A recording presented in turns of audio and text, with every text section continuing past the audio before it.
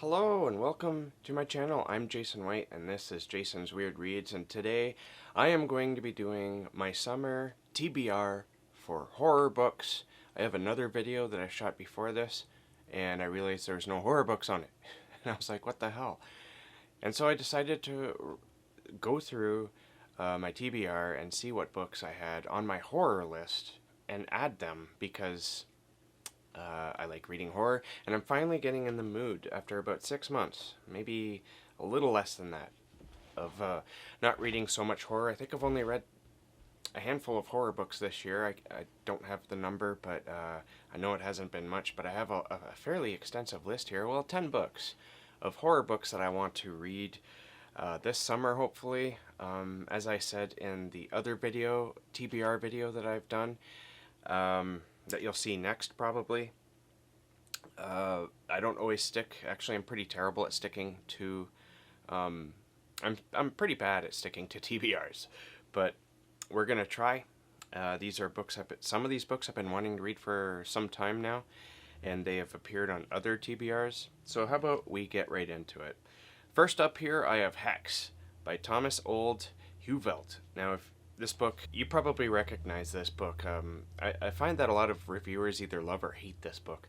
It sounds like it might be really interesting for me, though. The premise of the story is an old witch cursed a town like centuries ago, I guess before they killed her. And this curse is rearing its ugly head in the present moment. And from my understanding, the first half of the book is somewhat comical, but as the book progresses, it gets more and more disturbing as people start doing terrible things to each other. I don't know if that's because of the curse, or maybe the curse is just in everyone's heads.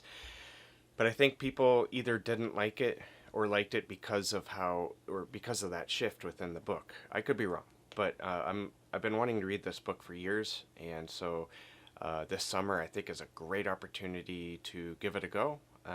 So that is Hex by Olde, Heuvelt. Book number 2 is The Lost Village by Camilla, Sten. Lost Village is about a documentary filmmaker whose family was lost to this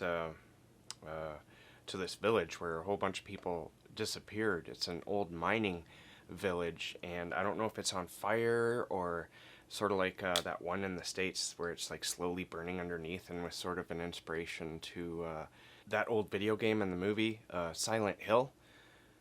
It could be similar to that, I don't know, but basically this old documentary filmmaker goes back, I guess, to look for answers, to see what happened. And so that concept right there, it just sounds like a lot of fun to me. I love the idea of towns where people have gone missing and somebody going to look into it. The Village by Camilla, Sten sounds like a ton of fun. I'm hoping to check that out. I hope I don't skip by this one because that premise sounds really, really awesome. Next up, I have The Year of the Witching. There's a bit of a witching theme here in these books that I want to read, which I didn't notice until I started recording. So The Year of the Witching by Alexis, Henderson. My understanding, this is a bit more of a fantasy book. I think it takes place in a fantasy setting. I'm not sure, but this sounds a little... No, in all the reviews I've heard about this book, I don't think I've ever come across this comparison, but when reading the synopsis for this book, it sounded a little like a cross between The Handmaid's Tale and M. Night Shyamalan's The Village. It's about a young girl. Women don't have very many rights within this village that she lives in. In fact, I think just being a woman can be a crime itself. I'm not entirely sure about that. But all I know is that they're not allowed to go into the woods surrounding this sort of hamlet or village, and that there's a lot of religion in this book, and it's a very strict religion, and if you don't follow it, you basically they'll kill you. And there's a prophet, I guess, who leads the village, from my understanding anyway, and witches are often taken out into the woods and killed, or at least they were, and I think 4 witches are sort of like haunting this village. I might be blowing smoke here. I don't know if that's what the story is about, but this is from my understanding. And I know it's supposed to be pretty creepy, and there's a lot of atmosphere in this, and just the idea of not being able or allowed to go into the woods at all because there's something lurking in there is what's drawing me to this story. And I really, really, really want to read it. Next up is the only one I actually have a physical copy for, and that is the Southern Book Club's Guide to Slaying Vampires. I still haven't read this book, and I really want to. To me, it sounds almost like the old 1980s vampire film Fright Night, but instead of having a group of teenagers, it's a woman's book club, because it has a similar sort of plot line, and I don't even know if it takes place in the 80s like Fright Night did, obviously, because it was made in the 80s. But I think this book here has a similar plot line. It involves a new person who moves in next door to the main character, basically, and they're kind of mysterious, and everyone starts to understand that it's a vampire that moved in next door, and so they all have to figure out how to take care of this vampire problem. Now, it's Grady Hendrix, so it's bound to be a little bit funny, but it's also a vampire story leading, as I have been saying in my talking about this book, it's reminiscent in my mind, before having read it, of that movie Fright Night. And so that's one of my favorite movies, honestly. At least when I was a kid. I haven't seen it in years, but I should watch it again. So I want to read this book just for that alone. And also, I love vampires. So I've been meaning to read this since its release. I got it from the bookstore when it was released, and I still haven't read it. I'm looking forward to it, especially since last year was my first Grady Hendrix book. I think this will be my second. So let's tackle that one. Next up, number 5, I have Breed by Owl Goingback. Now, last year was my first Owl Goingback as well as Crota, and I really enjoyed myself. It was a lot of fun. This book has almost like a similar feel to it, except it involves a creature that lives in a graveyard of a small town, and this creature has been awakened, and it's starting, to do its thing by killing people, probably in very gruesome ways. And to me, it sounds very similar to Crota, except I don't think it was more of a mining town, I think, in Crota, where this is a graveyard. But I'm all for it because it sounds like a lot of fun. Crota, as I said, gave me a ton of fun last year, and I'm hoping that this year, Breed will do the same thing. At number 6, I have Little Heaven by Nick Cutter.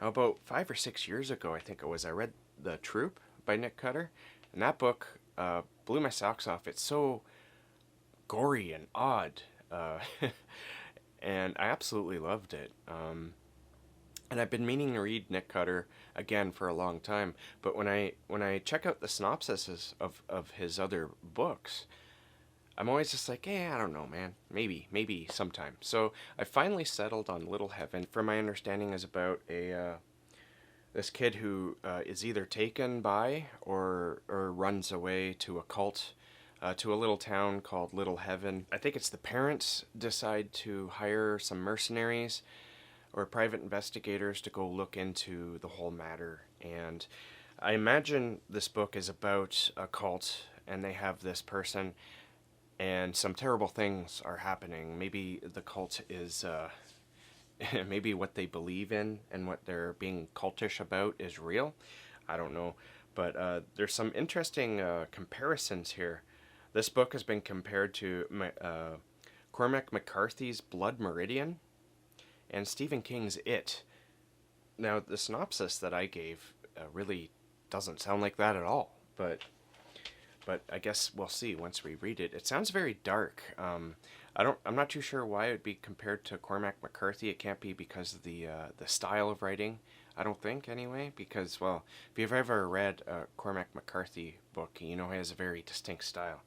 I don't know if Nick Cutter really writes in that style or not. He, in my mind, wrote more like Stephen King, so Stephen King's It sounds a bit more plausible, but the idea of a cult doesn't.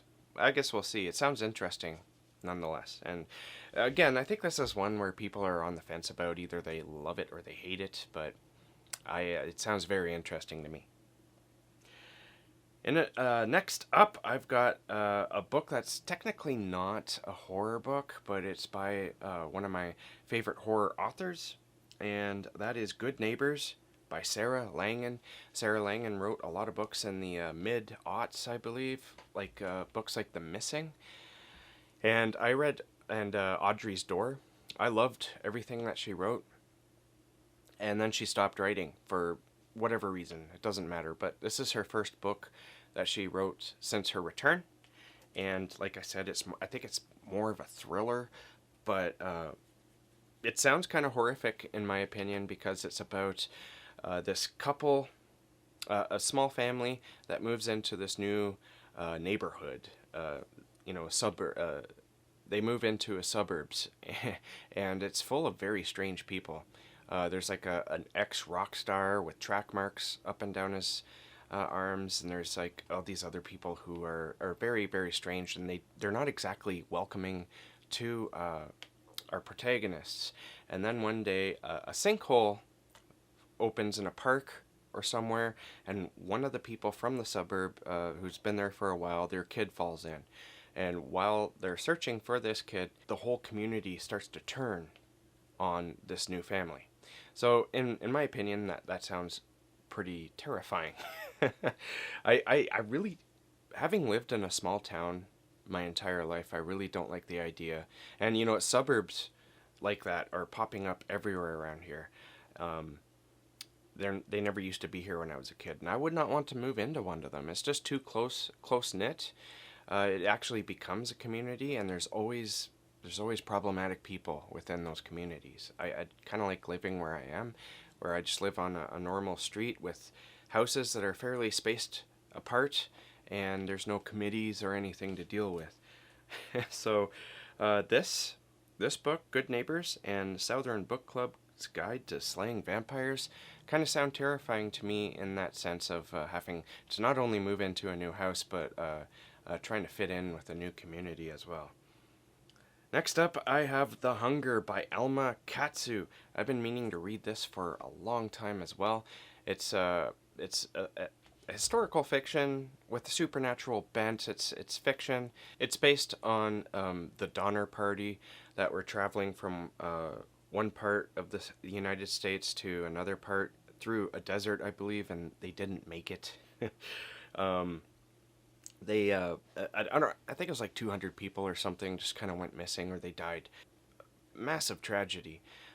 And of course, Alma Katsu takes this idea, because nobody truly knows what happened, and she runs with it in a supernatural way, because it's an easy thing, honestly, to put supernatural elements into such a horrific event.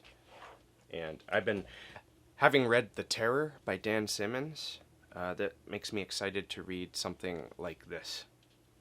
Next up, I have The Festering Ones by S.H. Cooper. Now, this book I actually started about a year ago, and I didn't finish it, not because I didn't like it, but because I think there was something else I had to read, and I was just trying out a chapter to see if I would like it. So I did like it, and so I want to read it, and I figured this summer is probably a good opportunity to do so. It's about this young girl's father who is taken away by a woman with spider arms or spider legs. I don't know the extent of this creature. Happens, in my memory, from the first chapter, this description of her father being taken by this like spider woman. It's like a monster.